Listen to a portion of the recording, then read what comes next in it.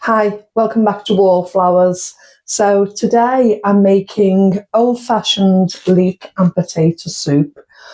And the reason I'm making this today is because I just recently bought a bulk buy of butter.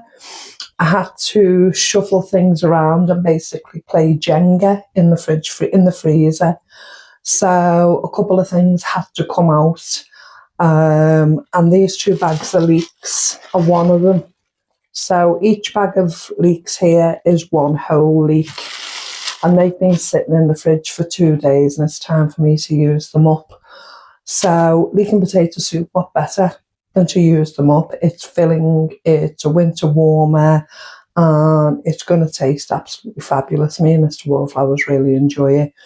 Now, if you're looking and thinking, I'm going to click away now, please don't, because if you think your family, your husband won't eat leek and potato soup because they think it's just a starter or a poor man's meal or something along those lines, which is how people generally look at leek and potato soup. It's not actually high fashion, is it, to eat leek and potato soup? You can actually jazz this up. So if you've got a couple of rashers of bacon, just chop them up and add it to the leek and potato soup, make it a bit more meaty. Any meat will do, anything you've got in the freezer. You could even chop up a tin of hot dogs. Just take a few hot dogs out, slice them all up and add it to it. It just gives it that more interest. And when you serve it, just put a sprinkle of cheese on top and they'll be more willing, more acceptable to eat it then. Mr. Wallflowers and I really like leek and potato soup anyway, so we're more than happy to eat it without any additions. So let me show you how I make it. So in the big pan, I've just added 30 grams of butter, and I'm just waiting for that to melt a little. Oh, I don't know why I went to tap water then. It's not like me. I'm just getting a little bit of water ready, because when I cook with butter, I always add a little bit of water just for the steam to soften the vegetables even further. Let me get my wooden spatula. I'm just melting it as quickly as I can around the bottom of the pan. So what I've already done, I've already put an onion in my little chopper and got them finely chopped. And I'm quite happy with how finely that's chopped it. Because we've got the strands of leek, we don't actually need strands of onion as well. So it's just an addition of the flavour. Now, leeks are actually a very cheap vegetable for what you get out of it, because you get a lot out of one leek. So this bag is one whole leek, and there's a lot in that. And when you cook them, they're not as pungent as an onion. They're a bit more creamier, and they're actually healthier than an onion. Leeks, there's vitamins in it. They have a high content of vitamin C. And what's good about the leek is that they have vitamin K, which is really good for your kidneys. And I think at the moment, loose leeks are around 70 pence in Tesco. So a worthwhile investment, and leeks are good to add to a lot of meals. Just going to add the second bag. So as I say, this is now 2 leeks worth.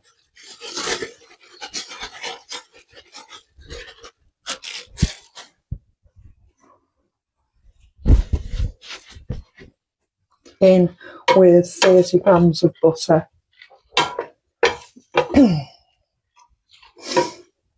And this is one whole onion finely chopped.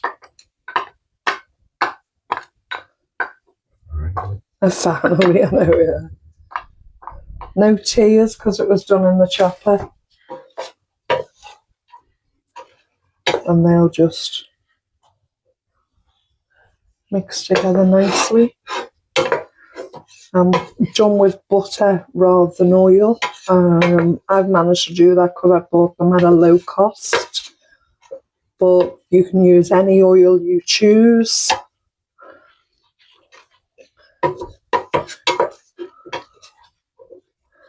I'm not actually going to add any water to it, so I'll leave that to one side because of the moisture already in the leeks. So I've already brought together a stock cube, so that's a vegetable stock cube. I have some sage, and I'm going to add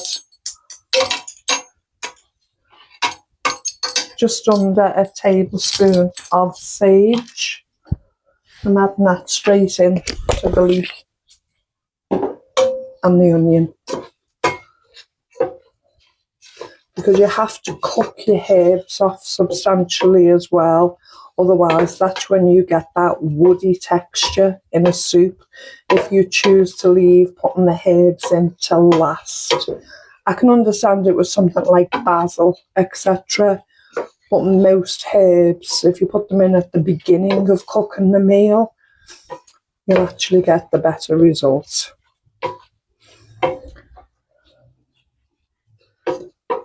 So I've already pre-peeled the onions. Well, the potatoes, Mr. Wallflowers has. What was the weight on the potatoes? 600. So we've got 600 grams. I've had this sitting in the cupboard for a short while. So I'm going to pop these in the oven. I'm going to have those with the leek and potato soup. They'll be quite nice. I'm just going to add some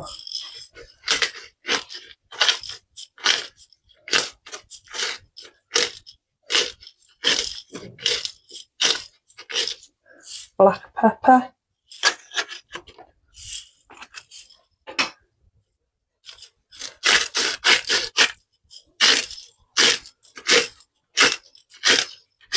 And some salt. But remember, if you're adding ham or you're adding bacon, etc., you probably won't need to add the salt because of the salt in the meat.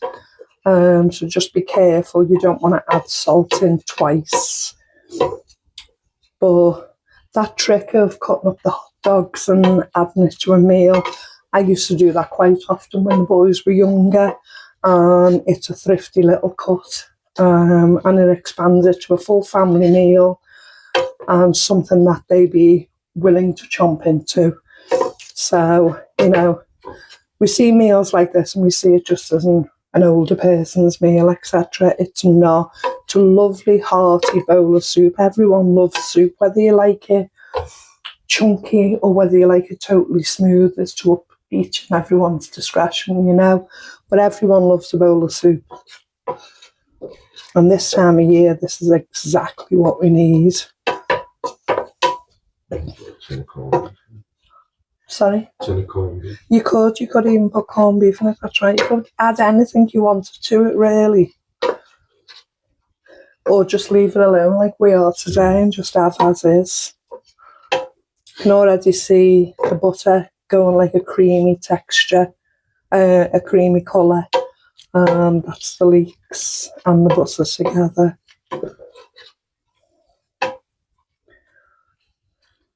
Right, I don't have to go over the top because those leeks were already cooked before they were frozen.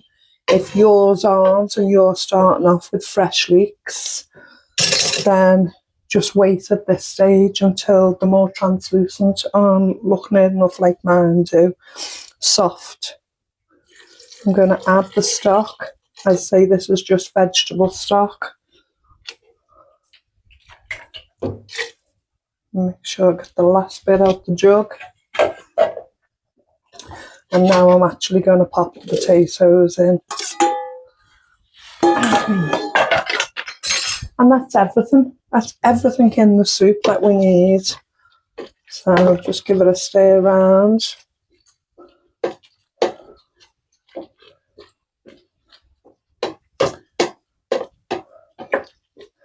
And I'm actually going to leave that now for 25-30 minutes.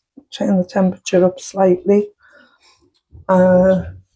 Root in the cupboard for my lid and pop the lid on so it comes to a rambling boil, and then turn it down to simmer. But I'm really looking forward to this, so I'll pop the bread in the oven now, and when I come back it'll be time to serve.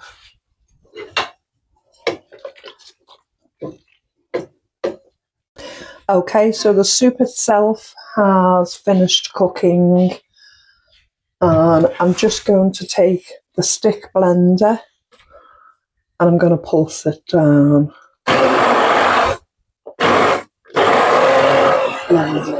Blend it down.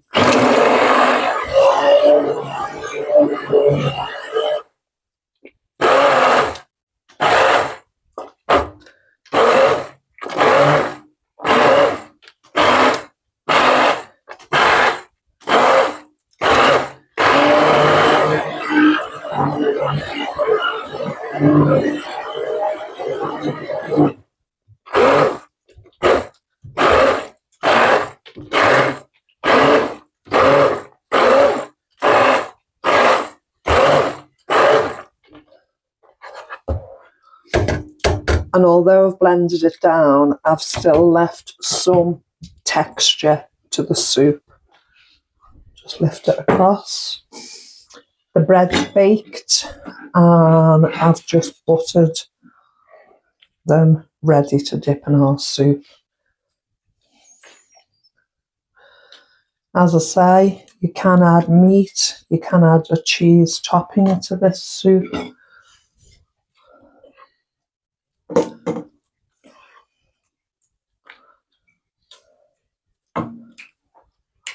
Such a lovely winter warmer. Now it is hot, but as usual, right, you help yourself and blow on it. And I'll just have you do a taste test.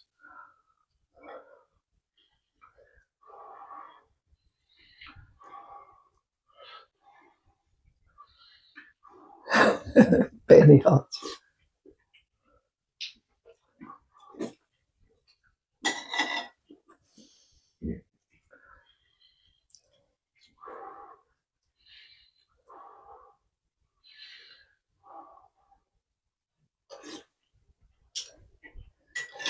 He wants to keep going, so I can tell he's enjoying it.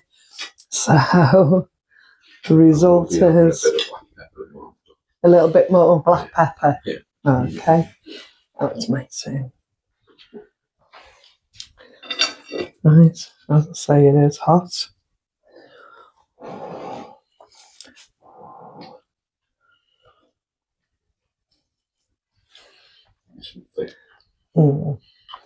See, that's fine for me. I don't need any more black pepper. That will warm the cockles of your heart. That will keep us warm for the rest of the night. Absolutely delicious, and the bread to dip in it as well. Okay, thank you so much for joining us. I hope you liked the old recipe. What recipes are old that you tend to cook? Because some of the older ones are actually quite cheap. With the climate that we're living in now, we need frugal, cheap meals that will feed the whole family. Sometimes we've got to update them. Sometimes we've got to make it more appealing to the family members. I get that. But we can still do it on a low-cost budget.